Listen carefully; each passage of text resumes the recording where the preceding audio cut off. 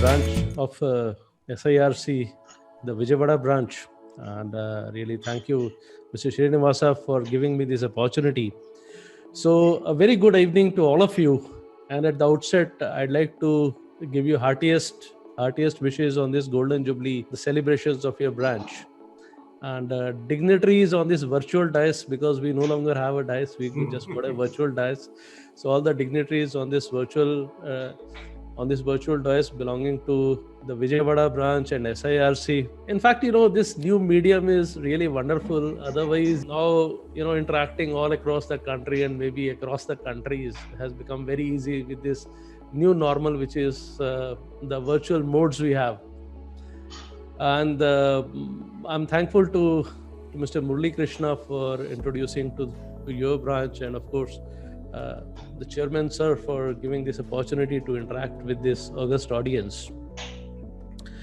Now, friends, this whole session would be about the use of Excel and some audit tools for tax audit. So, friends, the topic today would be tax audit, Excel as a tool for that.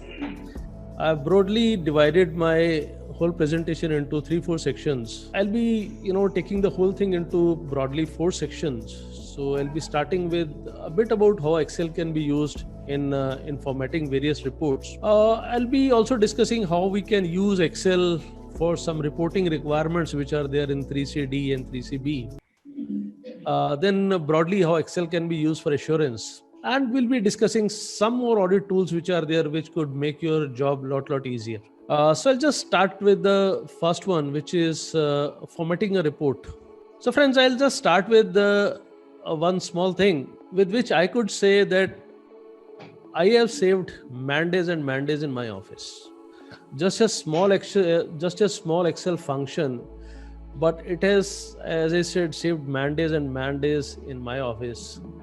And friends, I did my CA in 1989. So I might say a computer migrant. I have worked in manual systems and then migrated to these computer systems. Those days we started with DOS and WordStar and Lotus, and later on migrated to MS Excel, MS Word, and all these kind of tools we have. Initially, our 3CD, 3CB used to be in WordStar, and our balance sheets used to be in Lotus 123. So those were the 2 programs during DOS days we were using.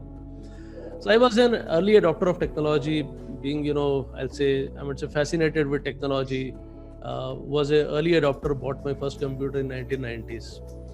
So it's almost 30 years I've been using these systems. Normally what happens is we have our 3CD, 3CB, which is normally, in MS Word, because that formatting and all is good. And for that matter, all kind of reports we prefer in MS Word so that we can format it, do some kind of justified and all those kind of things. So makes the look pretty and more presentable.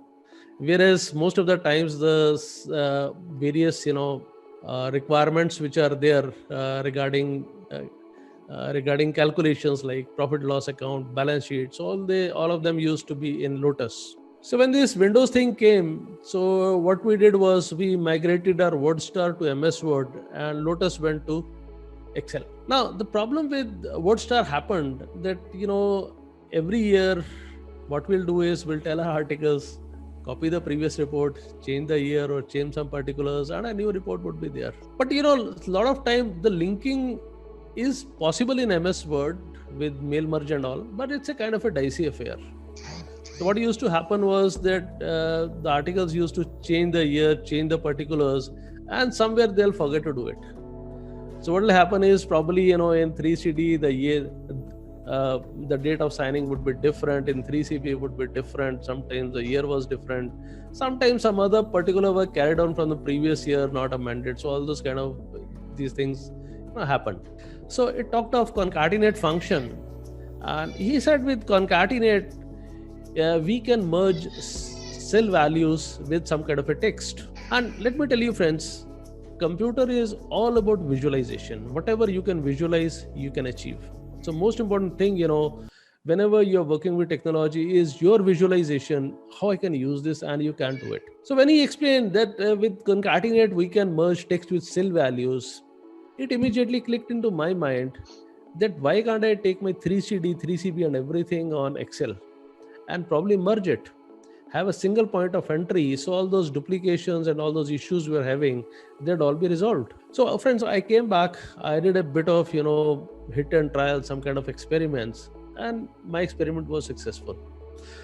So during just with a bit of effort, what I could do was, now I had those times all the information about my one tax audit client in just one workbook. It was there. So what I did was I used this function concatenate, okay, and I was able to build formula through concatenate and my whole report through that. So let's understand what this function is, because this is one function, as I'm telling, has saved man days and man days in my office and tax audit and these kind of things. If you look at this thing, it says we have examined the balance sheet as at. This in double quotes. So whatever is in double quotes is reproduced as it is. And then it says this ampersand or shift 7. Okay, this ampersand is the concatenate operator. Okay, it is the concatenate operator which works to join, okay, the cell values with some kind of a text. Now I'll say it says as at ampersand and 3CD E12. Now 3CD E12 is the cell reference from where it is pulling up the data. Now let's see what this 3CD E12 is. So if I go to 3CD E12, 3CD is the sheet and E12 is the reference. So here I've got a date.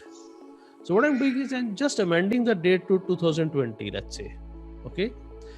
Now, if you look at 3C, if I go back to that cell, now what happens is here I get 31st March 2020, means it is reproducing whatever is in quotes as it is and joining it with the value which it has pulled from that specific cell, okay, the reference cell.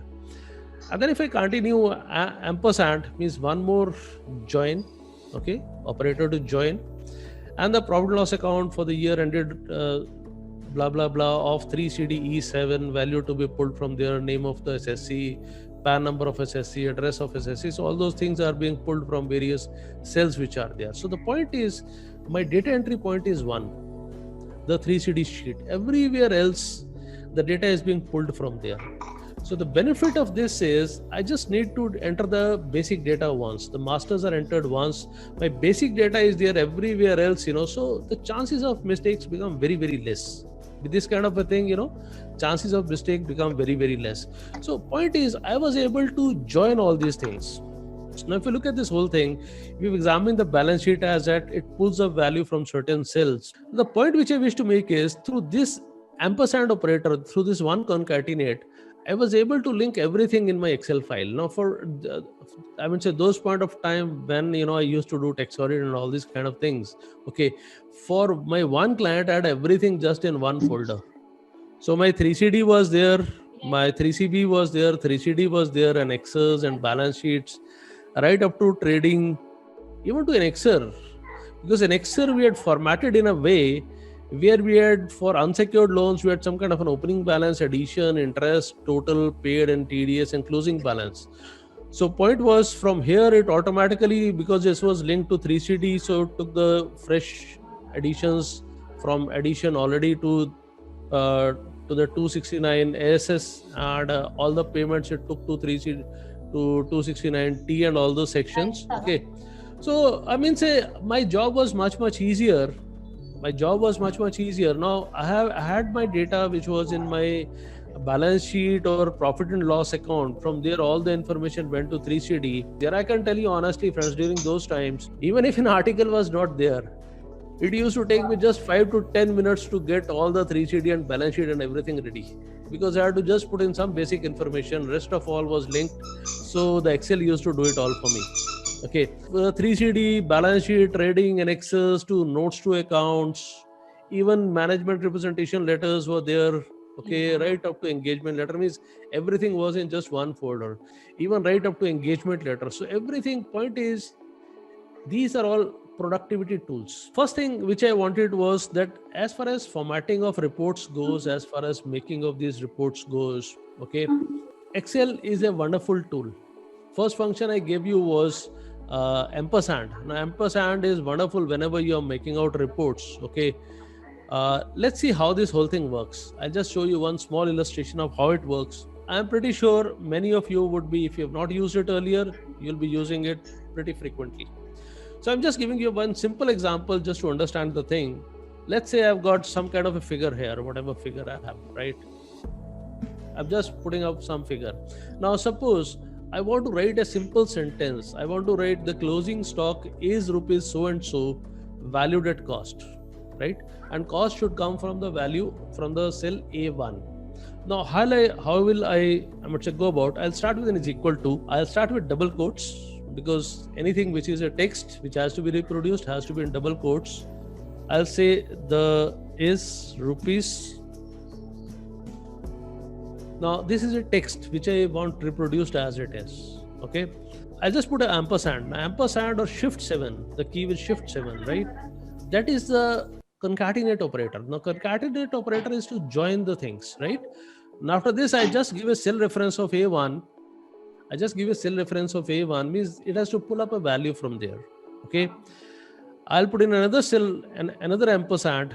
I'll again start with, then just putting a small sentence where it is pulling up a value from A1. Now, my final result is something like this one. Okay, the closing stock is rupees so and so, valued at cost. Now, my sentence while printing would look like this one, whereas it is pulling a value from this specific cell. Now, if you just change this value, you see the value has changed. Now, that is the power of the simple tool. It's a very, very simple thing, concatenate operator. But let me tell you, it's very, very powerful. Once you have built your report, you have connected them all together through this kind of a thing. Even in reporting, right? So like you must be making all those kind of project reports, some kind of CMA reports and all those kind of things. Okay. A lot of times, what happens is you have your report in Word and, something in Excel linking somewhere, goes away. You don't have proper values in the report, right? So, but if you make it all in Excel, then becomes a lot easier, because now you can link the data, you can link the values with certain cells so that your data is always current, always correct. So this was the first thing I wanted to introduce regarding reporting. So whenever you got some kind of reports, once you become a bit comfortable in Excel, what I'll say is it's better to make them in Excel wherever some value is being to be pulled. And most of our reports as CAs have got some of the values coming from somewhere or the other. So it's always a good idea to have, these kind of reports in Excel. So that was the first thing I wanted to introduce. It was concatenate operator. So I believe you got an idea of how it works with this simple example. Now, there could be different kind of formattings also involved. So for that, what I'll just put in the chat. What I'd want is that you explore this function called text. Okay, just explore this function text. It has got a lot of options to format the whole thing, because considering the limited amount of time we have, I won't go into detail of all the functions, but I'll try to explain it from the perspective of how we can use it in our text audit or other kind of audits. Okay. Now, friends, being very, very honest with you, I'll not be talking about the provisions of tax audit or something. I think so. You all are much, much more knowledgeable about those compared to me, and I'll take it more from the kind of perspective that how we can use Excel for that. Now, second thing is we got a kind of a limitation where everybody would be extracting data from different application systems. Some of would be getting from Tally, some from Busy, some from Mark, some from SAP. A lot of different applications you'll all be working with.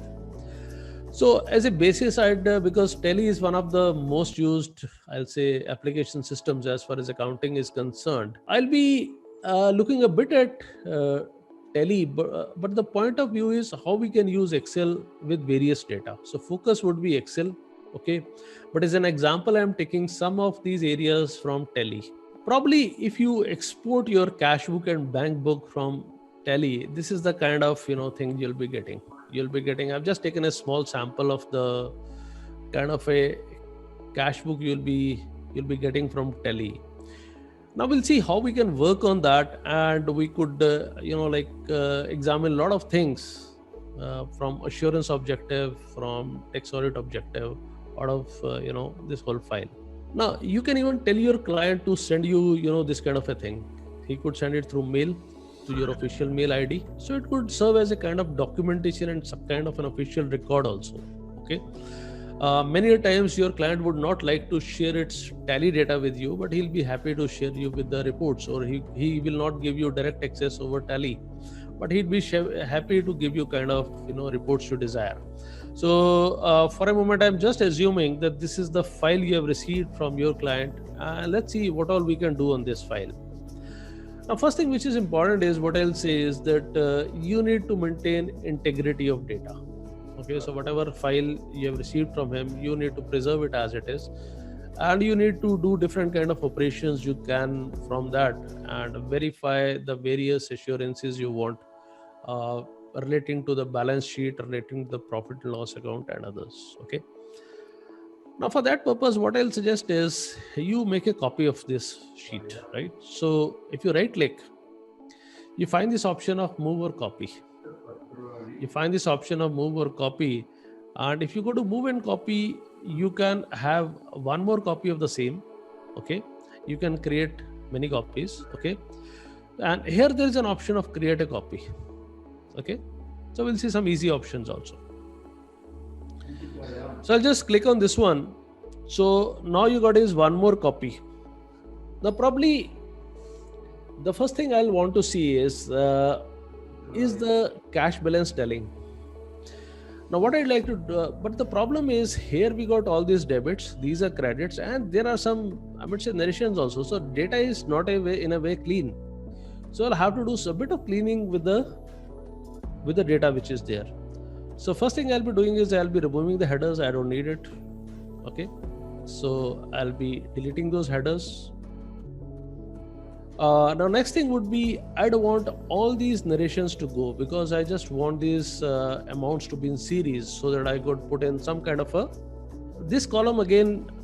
Another thing is, whenever you have this kind of a data, a lot of time you'll find this, some cells are merged. So whenever you're doing data analysis, the first thing that is needed is you need to unmerge the things, because many of the functions like tables and all these won't work if your data is merged.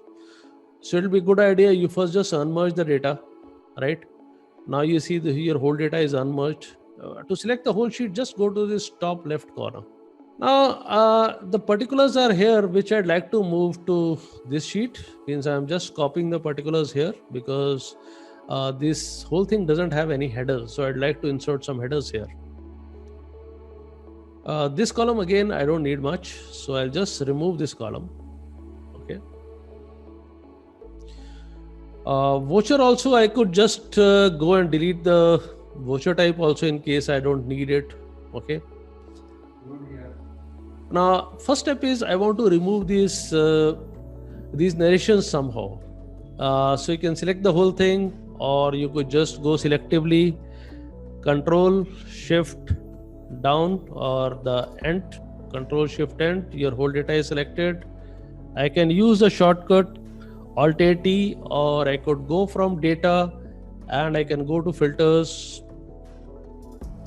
So what you find is at the top, these kind of drop downs come.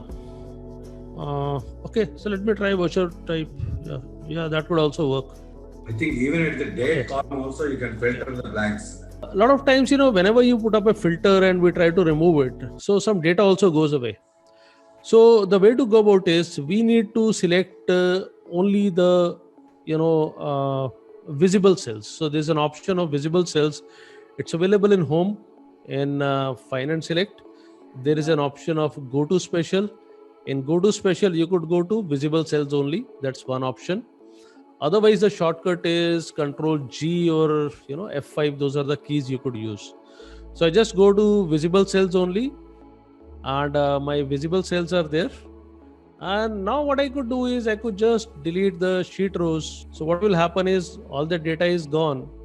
So I've got kind of a clean data which is here. So I've got all the values which are there. So the first thing probably which I'd want to check is the balance is correct?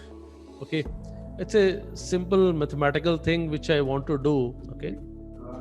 So some simple thing I want to do, I just copy it across. Now we've got all the values, okay, till the end. And my closing value is 14,640. which I can, like check with my cash book. The last balance is 14,640. So it is validated. Okay. So first thing which I've checked is that my closing value is telling. Okay. But friends, you'd see here, there are some negative values also. So you can see some negative values here. Now, my simple question is, how can you mark out the cells, or how can you know which dates the balance is negative? You want to check the negative. One is conditional formatting. Okay, wonderful, Satish.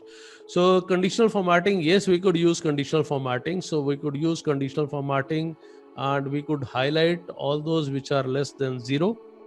Okay, which are less than 0. So you're right about it. All these cells are highlighted. But my simple question is, what do we need? Because here this is balance on 84, but what we need is really the closing balance. We are not interested in anywhere the balance is in between, right? So I'd be more interested in the closing balance of the day, because what we got to look at as the closing balance of the day, not any negative which is occurring, because this will give out every negative balance which is there even in the midst of a day. So for all the transactions. Now, what I'm interested in is not in the middle. What I want is at the end of the day, what would be the balance be? Okay. Now, for that, what I'll do is I'll introduce you to a couple of functions which you could use for that. First function I'd like to introduce you to is if function. We got a wonderful function which is if function. Okay. If you look at if function, then if has got 3 inputs. First is logical condition, second is value if true, third is value if false. If I say in plain English, if the thing is true, then what, otherwise what? So we got 3 inputs. First is logical test, second is value if true, third is value if false. I'll use a very simple example. I've just taken some random values. And let me assume these are marks of CA final. I'm just taken some random values for a few candidates. Let me assume these are marks of CA final. Now, if it is a CA final marks, I think so we all know. If the marks are 50 or more, then you are a CA, right? Otherwise, you know better, right? So what I'll do is I'll use a very simple if condition. I'll say if, now the logical test is the marks more than equal to 50? If the marks are more than equal to 50, then you are a CA. Otherwise, again a CA. So I'm using very simple logic. If the marks are more than equal to 50, then you are a CA. Otherwise, again you are of a CA. You're again a CA. And I just go with this formula. What I get is the results. I just copy this formula across. What I get is all the results. So wherever the marks are 50 or more, it has given me the value CA. And wherever the marks are, less than 50, then of course, you know better. So this is the simple application of if. Okay. So if, first is logical condition, second is if the value is true, and third if value is false. So I believe you must have understood what if condition means. Okay. Now I'll introduce you to 2 more functions, which are again logical functions and which we'll be using for our purpose. One is called and the other function is called or. So these 2 are again logical functions and they are very, very helpful, let me tell you. Okay, a lot of time when you are analyzing data, when you want to build some conditions, these 2 are very, very important functions which we'll be using.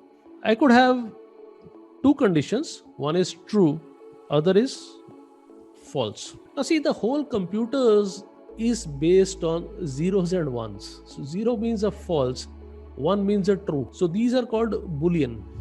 These are what?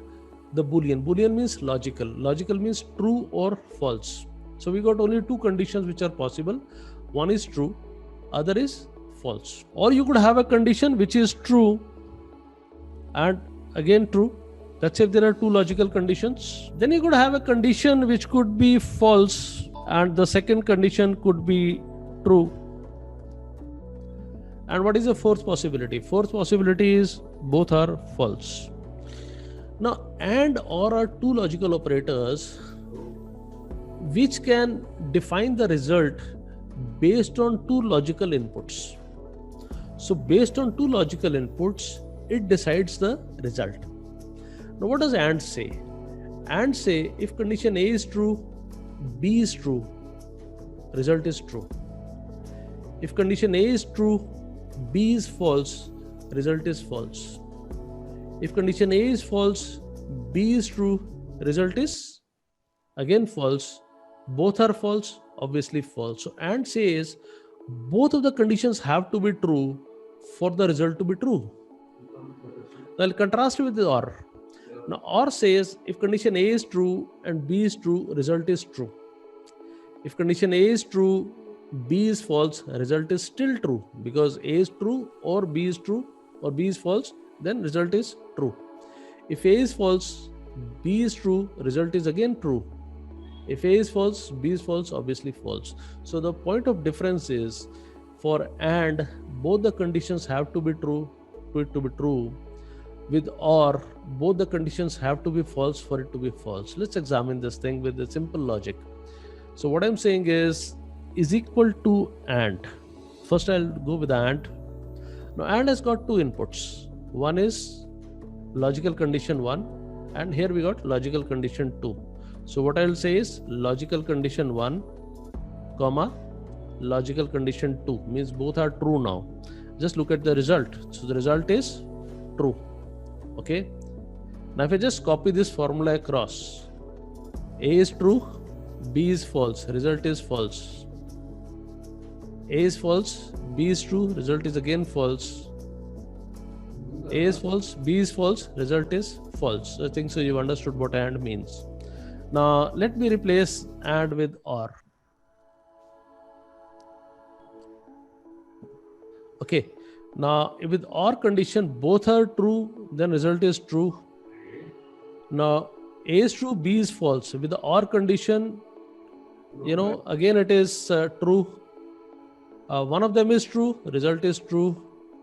Both of them are false, result is false. I think so you get the hang of what AND is and what OR is, how AND works and how OR works.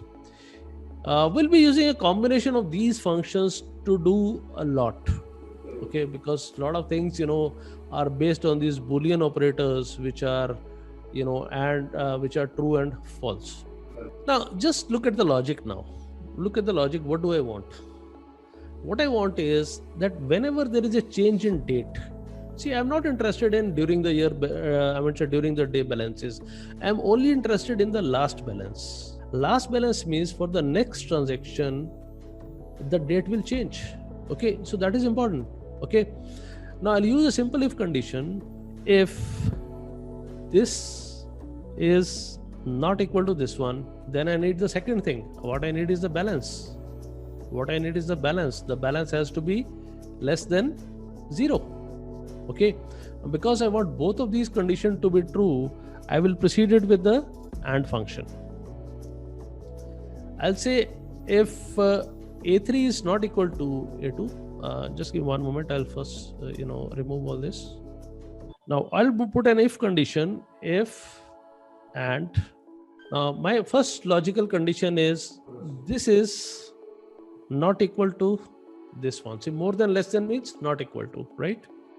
This is the first condition. Now second condition is that this value should be less than 0. Now if the next date is not same and this value is less than 0, then if both these conditions are true, I want some kind of flagging there. I want some kind of a flag there. I see that cell should be marked as negative. And if it is false means, then what I want is that cell to remain blank. The blank means here 2 double quotes. 2 double quotes collectively means a blank. And I just close this with a parenthesis. You see, with this what I get is, I get nothing. And if I just copy this across, okay. Sorry.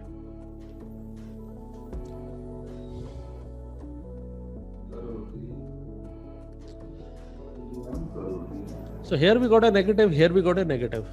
And if you look at this negative comes wherever there is a change in balance, wherever there is a change in date. It means this is the last balance of 18th of April and it's a negative.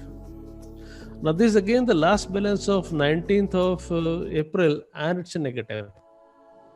So what we've done is we have through this calculated wherever there is a negative balance. Okay, so one of the audit tests we wanted was that there should be no negative balance. And through the use of simple if and and function, we are able to highlight or put up a flag wherever it's a negative balance, because conditional formatting, yes, can do it. Conditional formatting was good had it been the daily balances, but these are not daily balances. These are balances after every transaction. So during the period, you could have as many transactions as you want negative, but at the end of the day, it should be positive one. Just to understand this, how this whole thing works, I'll introduce you to another feature which is there in Excel, which is called formula auditing. Okay. So in formulas, you could see this kind of thing, which is called formula auditing. Now, formula auditing does what? Formula auditing gives you a kind of an audit trail for any formula. It will give you a step-by-step approach. Let me see if I want to check this formula. I want to check this formula. So what it'll do is, if I go to evaluate, it will go to every step. I'll go to evaluate. So A3 is replaced with 43556, which is the date equivalent of, the date. So these are equal. Result is false. Second result is again false. Both are false. Result is false. Because it is false, what it'll do is it will skip negative. It will go to a blank. So what I got is a blank result. Now let us go and check why the result is negative. Why this is negative. Let me check the formula auditing for this also. So what I want is now evaluate. Now I'll go to evaluate and the result is true. So the first condition is true. Now second condition is F2 less than 0? Then again I go to evaluate.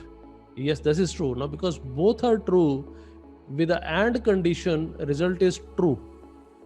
And the three conditions of if: logical condition, if true, if false.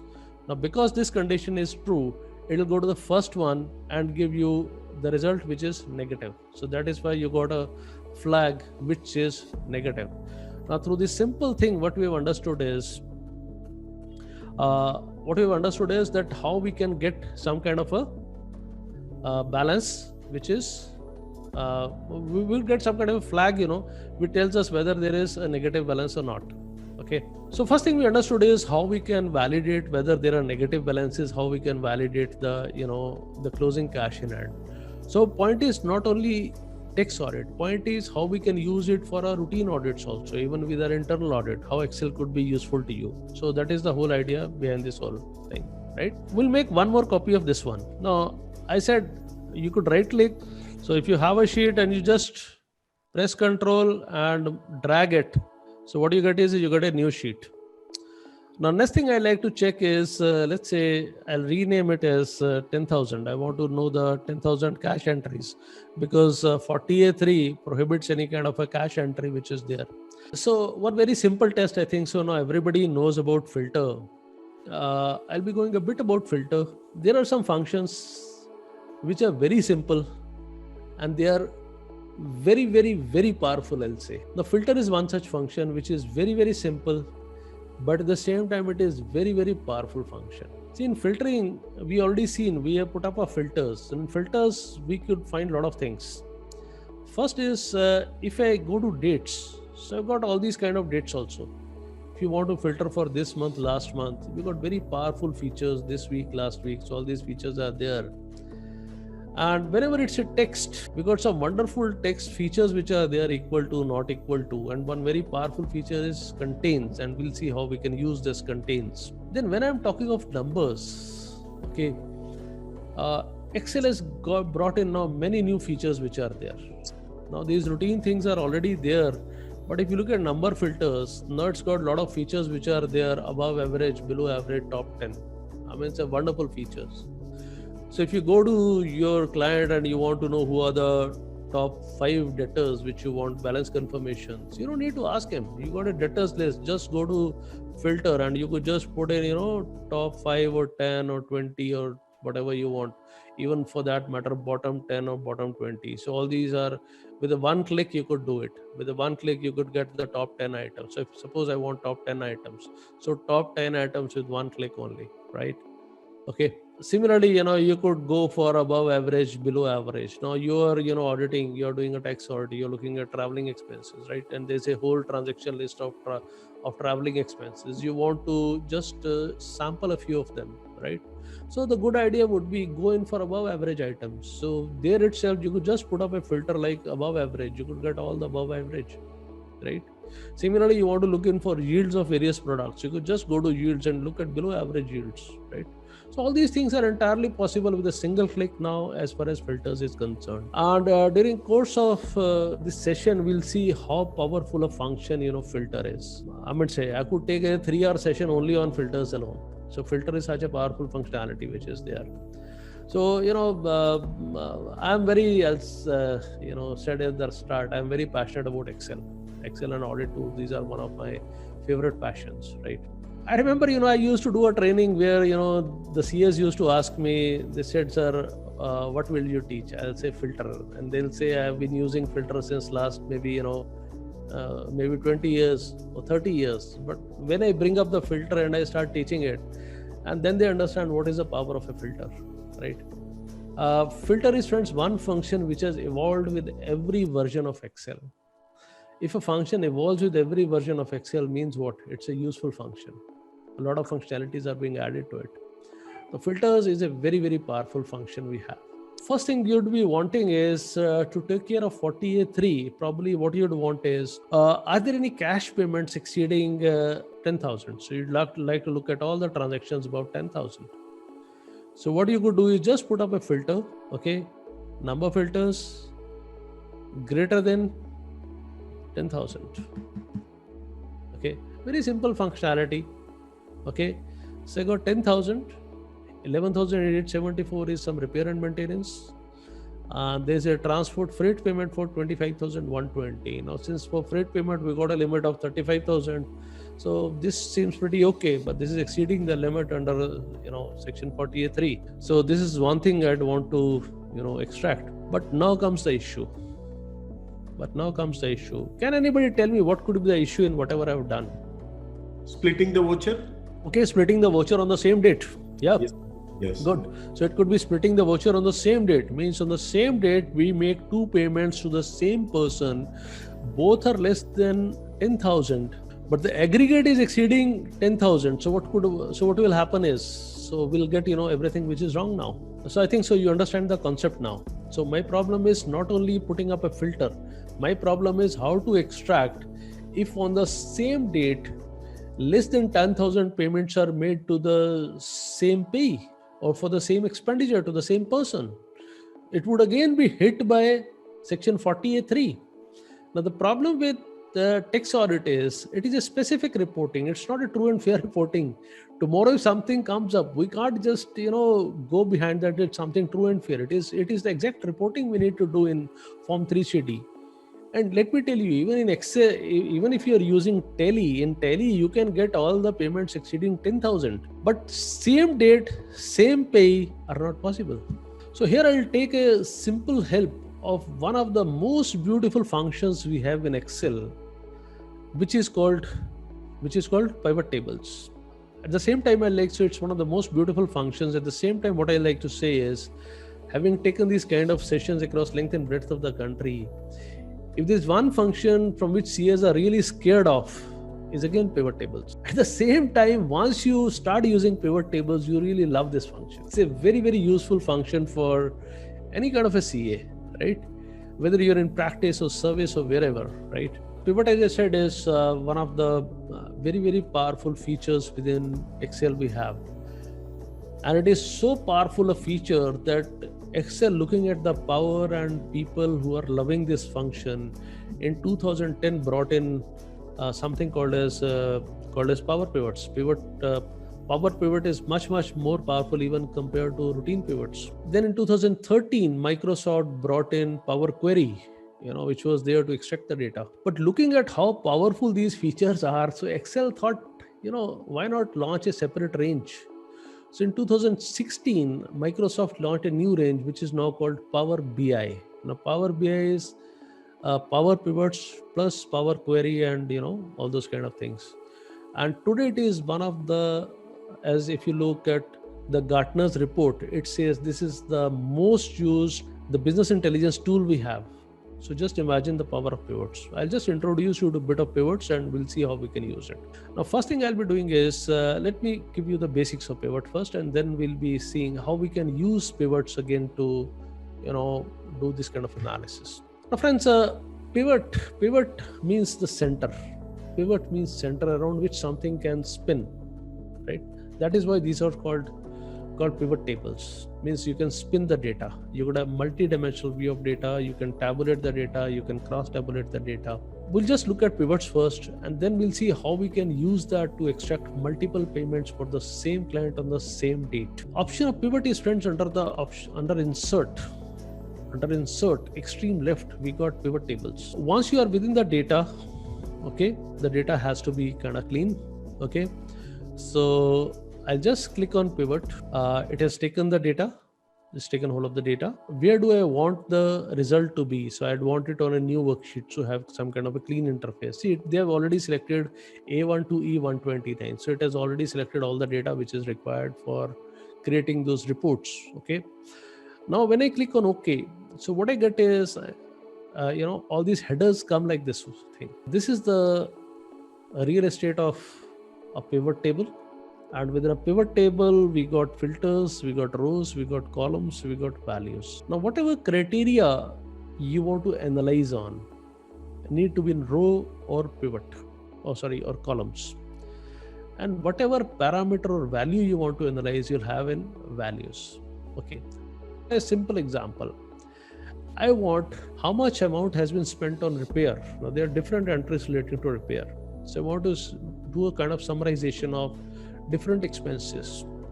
So just look, I just go to particulars and I click it on row. I just drag it to row. Now what you find is all my payments to whomever I have paid, it is now summarized. So what I get is a unique list of to whomsoever the payments have been made. I click on debit and I drag it to values. Sorry, not debit, credit in this case. So I'll just take the credit to values. So now with one click, what I've got is fees and taxes, how much amount has been paid.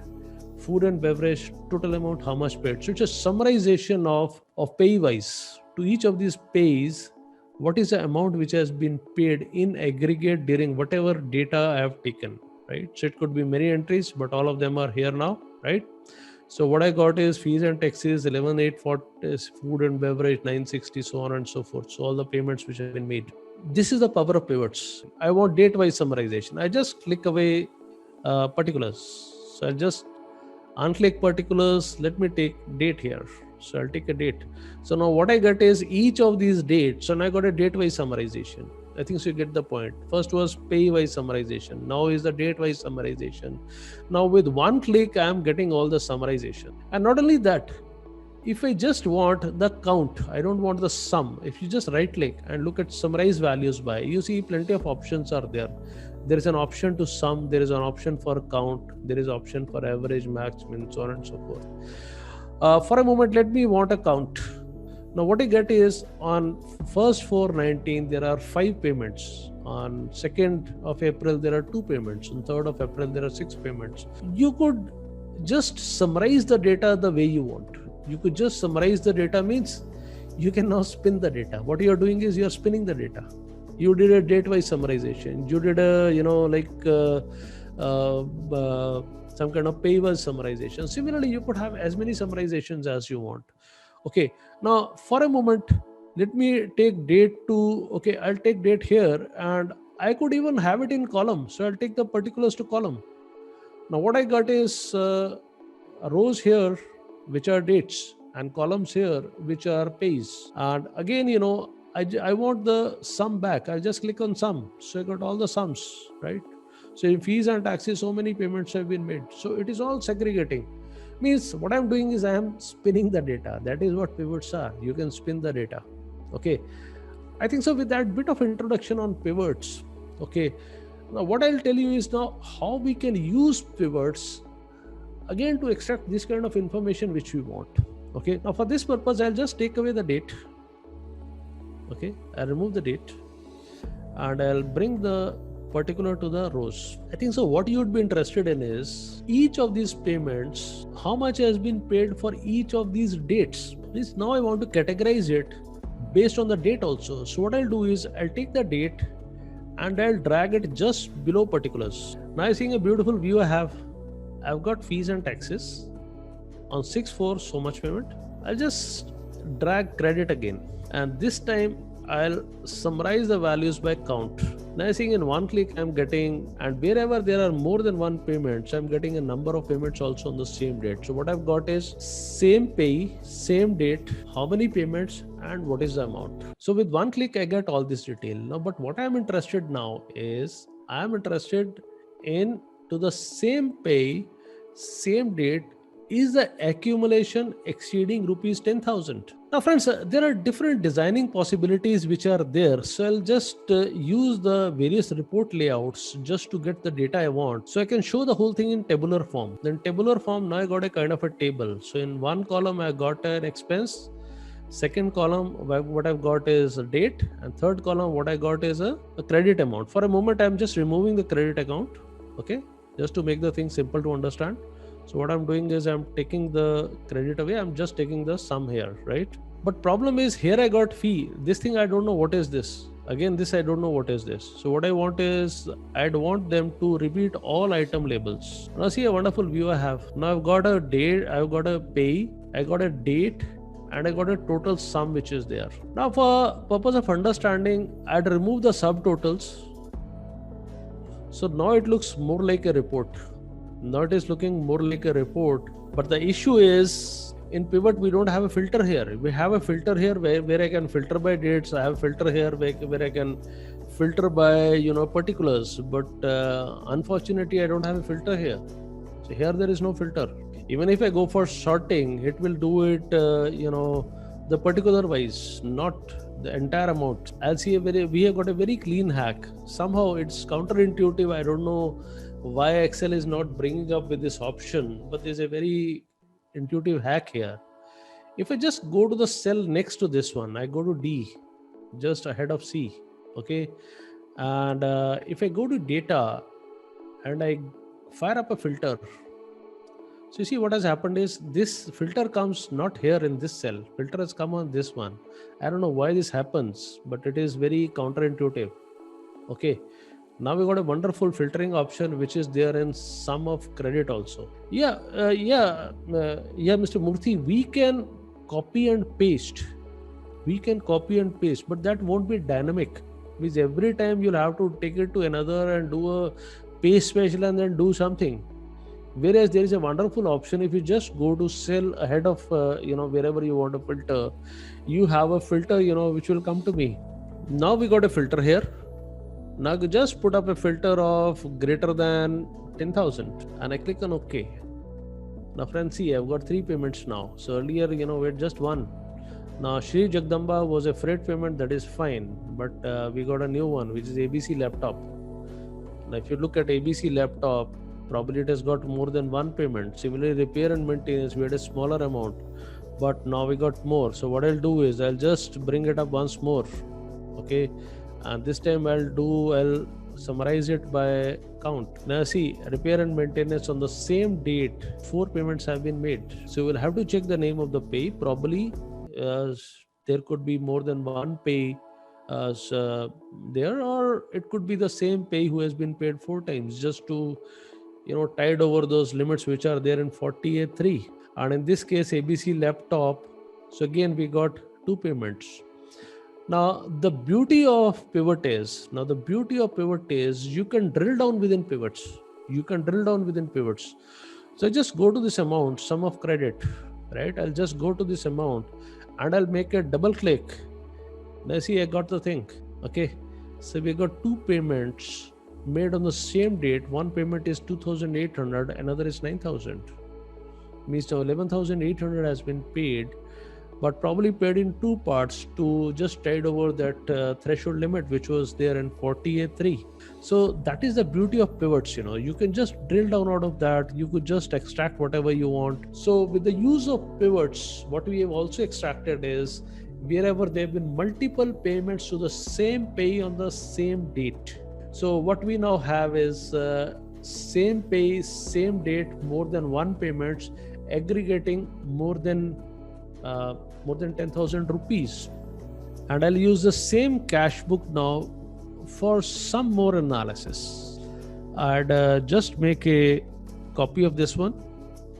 Let me rename this as penalty. Now, amongst various clauses which are there in 3CD, there are clauses, where they want some specific reporting. Okay, like have any fines been paid, have any penalties been paid, any payment made to clubs, any payment made to related parties. So plenty of things we need to look into the data. We need to explore the data just to get something out of the data. Now for this, what I'll do is, one of the issues is probably I'd want to look at, are there any payments which have been made for some kind of a fine or to clubs or some specific matters which are required to be reported under 3CD. Now for this matter, if I'll just delete this, headers just to make the data clean. Now I'd want two things at the same time. What I'd also want is I'd want to also to retain some kind of a documentation of whatever I've found. So I'll just again clean the data a bit. Now, if I just look for in this using a simple function, find, okay, we got a simple function called find. I want to find, is there amount, is somewhere in the narration, it has been written as penalty. So I just go to this and I find, well, some penalty has been paid to marketing committee. But the question is, since here it is small and I can do it, but if the data is large, number one, how do you do it? Number two, you also want some kind of documentation to be retained. So then, because later on you want to report it also, you want to report all the particulars. Now this will only search, right? But it will not retain. As soon as I just do away with the search, that amount is gone. So now I want to do some things through which I should be able to find whether that amount is there or not. Now Excel has got some text functions, and would really make sense, if we understand these text functions. I'd want to introduce you to some more features which are there within filters. All these things also I'll remove so that to have some kind of a clean database. So I'll just put up a filter here now. Now we've understood about filters, which is not advanced filters. I think so. We all have used filters. But what we do is we just find something. Okay. Now, for example, I'll take a very simple example, then show you where the difference is. For example, I want refreshment expenses. So what I'll go is I'll go with the refreshment. I got all these refreshment expenses. I want to take them somewhere else. I got a filter. Now what I'll do is I'll just copy this whole thing. I'll use visible cells, copy them somewhere else, paste as special.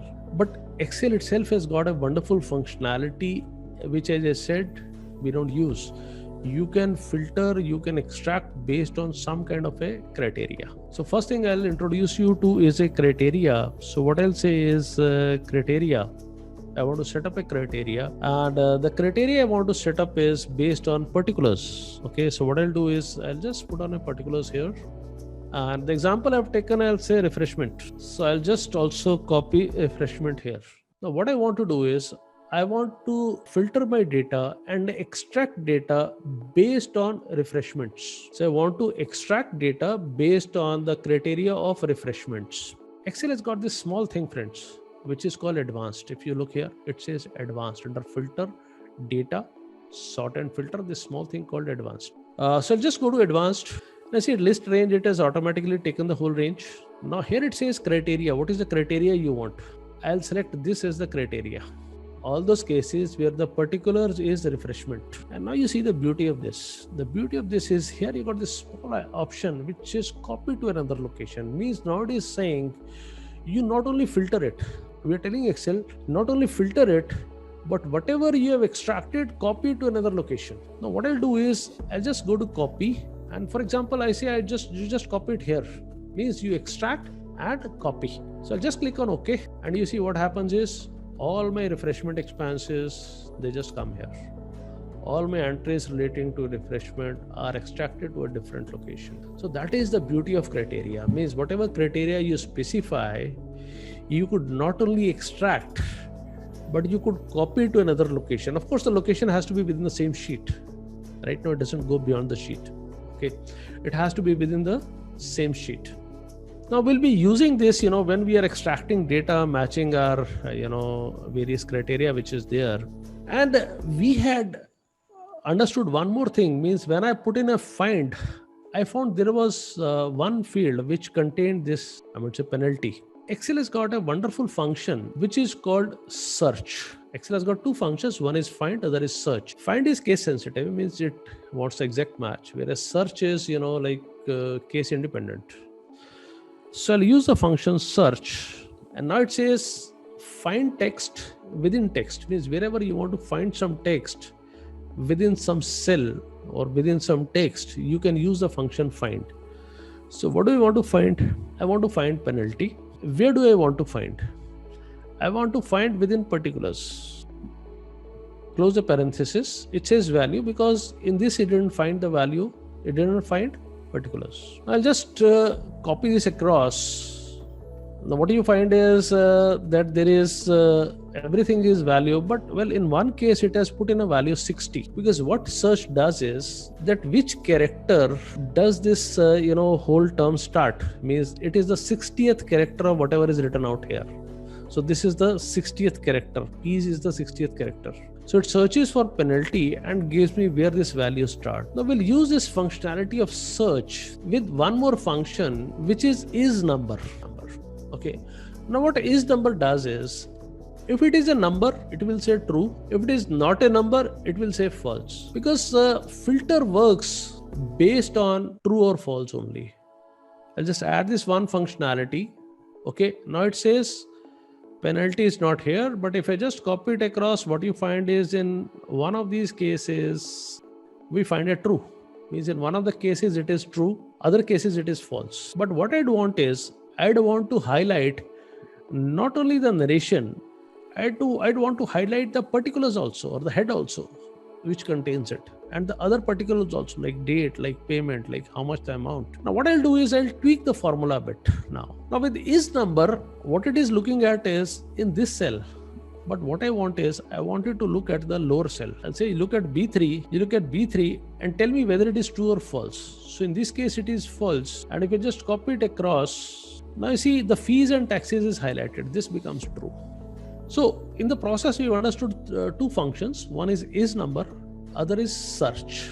We'll be using a combination of this to filter out data which contains those specific words and extract the data to a separate location, so that we got some kind of a documentation which is there. I think so. Do you remember there was a function called OR? So OR says if A is true, B is true, result is true. If A is true, B is false, result is again true. Means either of these two is true, result is true, right? So we'll use this OR functionality again to extend this formula. So what I'm doing is I'm putting up an OR. Now the first condition is it will check whether penalty is there in B3. It will also check whether it is there in B2. Means if one of these is true, it will give me a true. Means in the same cell, if it is there, or in the cell lower than that, it is there, it will give me a true. So what I get is false. And if I double click on the whole thing, now just have a look. What will happen is, now it is returning me true both in fees and taxes as well as the narration. So both of them have become true. Now I think so through this, what we have done is we have brought in two rows which have been highlighted with true. Now we'll be using it for the filter. So I'm just putting up here a criteria. Now the criteria which I want is this thing. This whole I'll just take as a criteria, because once we have understood it, so I was just putting whole of the formula so that you can understand a formula. Now I'll be using this as a criteria. So this is my criteria now. Now see the power of filters now. I'll go to advanced filter now. Okay, it is taking up to A2. It has taken the whole area which I had given it earlier. And the criteria, I'll be putting up this criteria, and it says copy to another location. So another location could be, what I'll want is to copy this whole thing to maybe J, and I click on OK. Now, do you see what it has done is it has extracted only the payment which contained the words penalty in the narration and copied to a different location so that we could have documentation. Now I'm using a very small data. In fact, you could have a much bigger data with much diverse, right? So you could just take, in one of these. Similarly, you could use other functions also. Like you could look for fine also. You could look for some specific name of related parties. You can search for that also. You can search for payments made to clubs. So in narration or heading, you got the word club, just take it to different. So means we have used simple functionality within filter and some functions, and we are able to extract. Now this also serves as a documentation. See, my objective, being very honest with you, is not to give you fish. I want to teach you fishing so that you could use it in different areas. Now, these all things you could use even for your routine audits, not only a text audit. You could use it for any kind of an audit, even your internal audit, where you want to extract something, you want some kind of documentation, right? So this is a wonderful way of extracting information, according to whatever parameters you choose, right? So even, you go to your, for all the kind of related party payments, you want to see whether any traveling or any expense has been made to some related party. So this is a great way of, finding whether that amount, that specific word is there in some kind of a sheet or not. Okay. So friends, that was a bit about what I wanted to. Using a cash book, we have done various things. We have extracted the balances. We have seen the daily balances, whether the negative balances. We have seen payments exceeding 10,000. We have seen multiple payments exceeding 10,000. We've also looked at, some kind of, words which are appearing in narration or in heading, which is there. So the same way, it's not only cash book. You could also have cash and bank book. And from that, through narrations, through head particulars, you could extract whatever you want. Okay. Now I'll go on to discuss some more areas with you. So one is, I'm using a simple example for that. Often what we find is we have to do a lot of we have to check a lot of TDS compliances when we are doing tax audit. And we all know if the payment to contractor is less than 30,000, no TDS need to be deducted. But if overall during the year the amount exceeds the rupees 1 lakh, then yes, TDS is liable to be deducted. Now the issue which often confronts us is that yes, there are a lot of small payments which are there, but often the issue is how to check, whether to the same contractor, the same person, payments are exceeding rupees 1 lakh. Now, Excel offers a wonderful tool which is called subtotal. Now, using subtotal, you can aggregate expenses based on any criteria you want. Okay. Now, I'm taking a simple example. Here we got different dates on which payment have to be made to different contractors. But I want to check for each of these contractors what is the aggregate payment which has been made during. Now, friends, for this purpose, we got a wonderful feature which is there in Excel. If I go to data tab and I go extreme right, here we got this wonderful function which is called subtotal. If I just look at subtotal first, that says at each change in, means whenever there is a change in something, use the function. So you can use it for sum, count, average, so many different functions are there. And then, it says, what do you want to do? Where do you want to add the subtotal to? Okay, so if you give all these kind of inputs, within an instant, I'll get everything, whatever result I want. Okay. But for that, what I need is I need to sort this data first, because right now this data is not sorted contractor wise. So I'll go to a simple sort. Okay. Now this is a quick sort we have.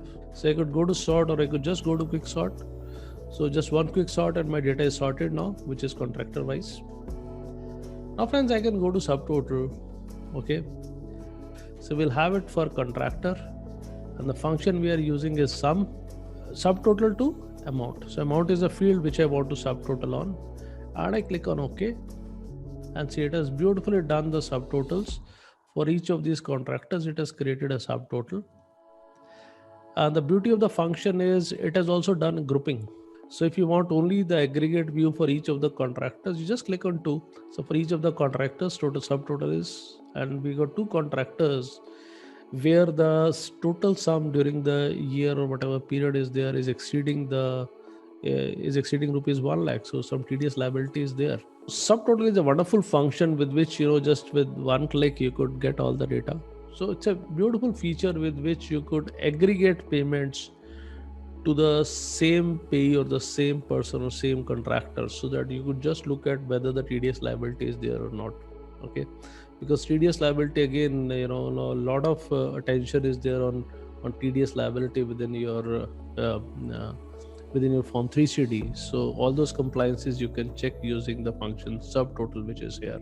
Now, one more functionality we'd be looking at is the TDS due date. So this due date you could use wherever there is some kind of due date. Okay, for example, for ESI payments you got a due date. Okay, and similarly for TDS you got a due date. For EPF payments there is a due date, and we have to give a report on whether it has been deposited within the due date or not. Now Excel offers you wonderful functionality with which you can check when is the due date, and you could compare the actual date with the due dates which are there. Okay, and it is obviously the 7th of next month. One thing before I go forward is this working with dates. Now dates, friends, within Excel are an altogether different thing, because if you look at dates, if I go to home and I convert this into a number, now what I get is a number rather than a date. Okay, Bondada, wonderful. So it is number of days since 1st January 1900. So for Excel, the base date is 1/1/1900. Excel knows nothing about dates. The only thing it knows is that how many days have elapsed since 1/1/1900. So if I just put in a 1/1/1900, okay, and I format it as a number, what I get is number 1, because that is the first day for Excel. So that's the reason, Excel can't handle any dates which are prior to 1/1/1900. Suppose I make it 2, okay, and I format it as a date. Sorry, if I format it as a date, so what do I get? 2nd of January 1900. Means for Excel it is the second day. This day 43565 is the number of days elapsed since 1/1/1900. Means so many dates have elapsed. That is why date calculations are very easy for Excel, because for Excel, at the end of it, at the back end is always a number. Okay, only at the front end you see a date, but its whole calculation, its whole engine runs in the form of some kind of a number. If we look at this date, then there's a wonderful function within Excel which is called EO month, which stands for end of the month. Okay, now end of the month says returns the serial number of the last day of the month. Means we have already understood date is a number. So if you go to EO month, it says start date. Now this is my start date. Then it says after how many months do you want some kind of an output. So I could add some months if I want, but here in our case what is happening is we are saying that the date of the due date is 7th of the next month. So what I'd want is to put in as a 0. Okay, and what I get is the end of the month, right? And if I add 7 days, means I'll get the next date. So if you just put in this formula, now what I get is 7/5/2019. So what I get is a due date now. Okay, I get all the due dates. So with one simple click, I've got all the due dates. Now these due dates I could compare with the actual date of payments, because in 3CD you need to report what is the due date and what is the date of actual payment. Similarly, you could do for ESI, for EPF, you can just calculate the due dates. Then you could just correlate that with the actual date of payment to see whether there's any delay or not. If the delay is there, you need to report it, and all those kind of things you need to do. Understanding a bit about how different clauses which are there in TDS, Excel could help you with that. Okay, I'll move to some more general things about assurance, and in the process also understood various functions which could help us in these kind of things. Let's say these are some sales files, and in this we got sales, then IGST, CGST, SGST, and the total amounts. So one thing I'd like to check is whether is there any sales which should have been a CGST, on which CGST had to be paid, IGST has been paid, or vice versa by mistake or whatever reasons, right? So this is something which I'd want to check. Now for this matter, what I do is I've got all these customers who are here, but what I'd want is I'd want their GSTN numbers. Okay, I'd want their GSTN numbers so that I can check how much of this is interstate sale and how much of this is intrastate sale. As we all know that the first two characters of your GSTN number represent the state. Okay. Now we got all these customers which are here and their corresponding GSTIN numbers which are there. So my question is, I want GSTIN number of all these customers. VLOOKUP. Now VLOOKUP says what? VLOOKUP wants 4 inputs. What to find, where to find, which column you want the result from, how do you want to find it. So it wants 4 inputs. Okay. So what I say is VLOOKUP name. Okay. So I'll put a customer, right? So customer is something I want to search. That's a lookup value. Now, where do I want to find? I want to find it in. Now, what is the range I should give? See, try to understand. VLOOKUP works from left to right, right? It works from left to right. So your searchable column should be the leftmost column. And the column from which you want the result should be to the right of it. Yes. Okay. Searchable column have to be to the right of the column you are searching. So first thing which I need to do is I need to reverse this, means I want a GSTN number which needs to be copied here. Now I can use it. Okay. Now I could say VLOOKUP, what to find, where to find. Okay. Now I'll go to the GSTN, this range, freeze it to make it static, absolute. Now my question, it says column index number. Which column do you want to find the result? It should be the value 2, right? Now try to understand. What it says is what to find and where to find and which column do you want the result from. Just see, it does like this and this 2, right? So you want to the second column to the right of the column you are searching. So you'll put in a 2. Okay. And then it says, do you want an exact match or approximate match? In this case, I'd want an exact match. And if you look at exact match, it says false. And false in computer language also means a 0. So you could write a false or you could just put in a 0. You'll be getting the result, right? So I got the, I just copied across, but in one case, I have not got the result. I get a NA and this is Milky Way. So let me see. So here I got a Milky Way, which is there.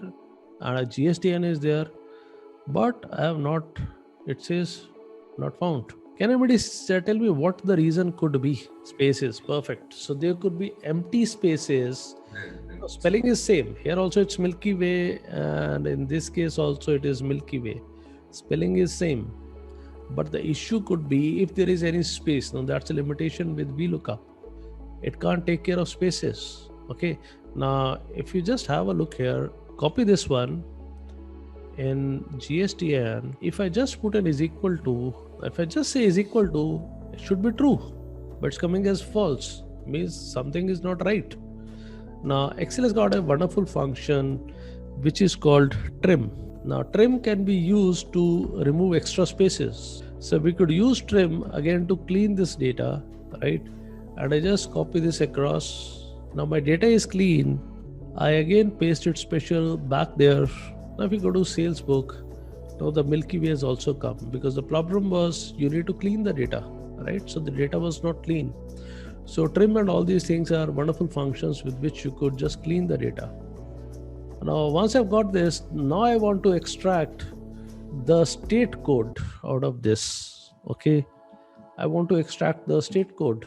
I could use the function left with 2 characters. So left function gives you leftmost characters. Yes, Vidya, we can use flash fill and we'll use, just in a minute. Okay. So what I've extracted is left out of this whole thing. I go with the left. I get all the state codes.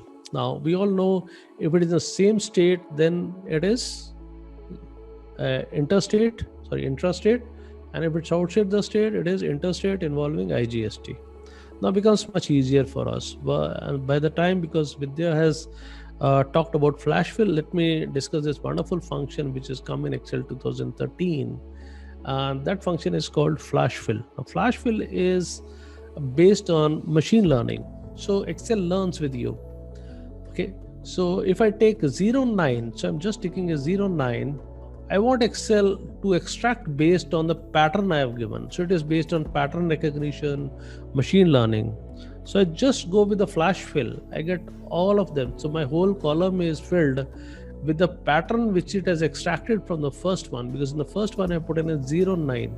Now Excel has understood the pattern it wants is first two digits. Okay, so it has extracted all these numbers which are there, which is the state code.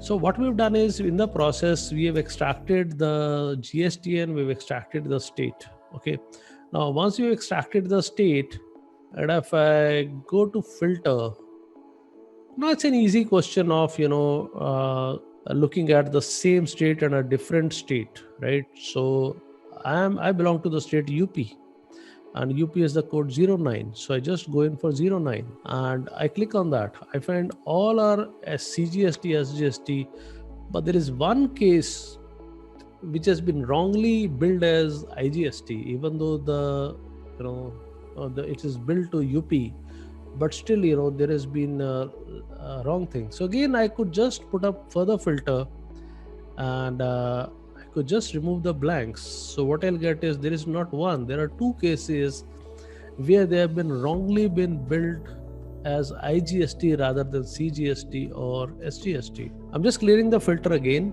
Okay, and this time I am selecting interstate. Okay, so I got all these cases, and if I just put up a filter for CGST, I find there is some value in CGST also. So there is one case which has been billed to a different state but has wrongly been booked as CGST, SGST. So that's a bit about how filter and all these things could be used for assurance, how you could use something like a VLOOKUP, or the latest function is XLOOKUP. XLOOKUP is much more versatile as compared to VLOOKUP. Okay, it's a wonderful function which has come in. Okay, let me show you XLOOKUP also. Now this is a wonderful function which has been recently introduced, and it doesn't have the issues which are commonly there with VLOOKUP. The first issue is VLOOKUP only looks to the right, but not such an issue with XLOOKUP. So I'd want Mars and Pluto, that is what I want to look up. Now then it says lookup array. Now because it says lookup array, earlier it said table array. Now because it is saying lookup array, so I'll just go with the customer. Okay, this is where I want to look. And if you look at the next function, it says return array. Now return array means where do you want the return? Now because it says return array, which is different from table array, now the data could be to the left or right, it doesn't matter, right? It could be a row also, not an issue, right? So I'll just freeze this also, right? Now it says if not found, means if there is no result, what do you want? Because if you have used VLOOKUP, one common issue with VLOOKUP is you get all those NAs not found, just like we saw in Milky Way. Now here you could just replace with something you want. You want an exact match. Plenty of different ways are there.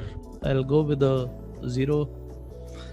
And not only you could search from top to bottom, you could search from bottom to top also. I'll just keep a 1. So see, it is pretty more versatile as compared to VLOOKUP. So here I get the result. So I'm just clicking it, I get all the results. So point is, these are new functions which are being introduced. So we've seen the Excel functionality. Okay, reality check on what we have done. Okay, so friends, we had a look at how we can format a report. Means 3CD and all concatenate, we used it to format a report.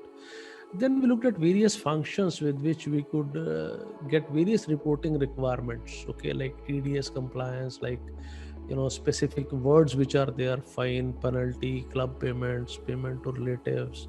So all those things you could understand that. And we also in the process understood filtering and how we could do it. Then we also understood how we could seek assurance in terms of like seeing whether the TDS has been done properly, whether other things have been done properly. We saw some Excel usage for that.